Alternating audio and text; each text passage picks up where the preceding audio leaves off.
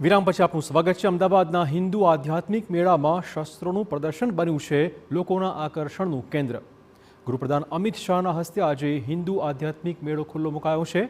ત્રિદિવસીય આધ્યાત્મિક મેળામાં કેન્દ્રીય સુરક્ષા એજન્સીઓની પણ વિશેષ પ્રદર્શની ઊભી કરાઈ છે, જેમાં રેપિડ એક્શન ફોર્સ, વાયુસેના તેમજ CRPF સહિતની એજન્સીઓએ શસ્ત્રો પ્રદર્શિત કર્યા છે।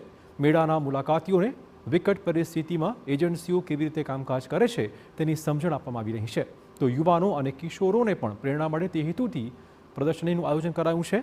અમિત શાહે પણ કેન્દ્રીય એજન્સીઓની પ્રદર્શનીના પ્રયત્નને વખાણ્યા હતા। દેશમાં તમામ પ્રકારના વાતાવરણને પહોંચી વળવા માટે દેશમાં અનેક એજન્સીઓ છે તે કામ કરી રહી છે।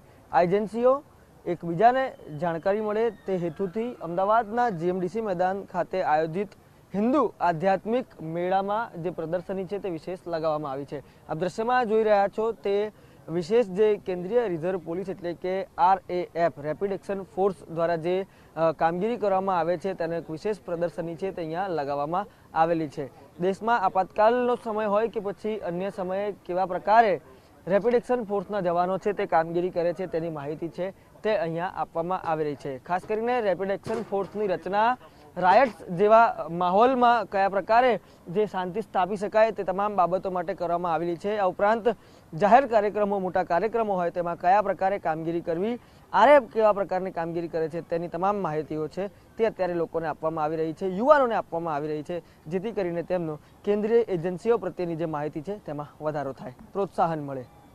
કેમેરા પર્સન દીપક સેન સાથે રોનક વર્મા, TV9 અમદાવાદ।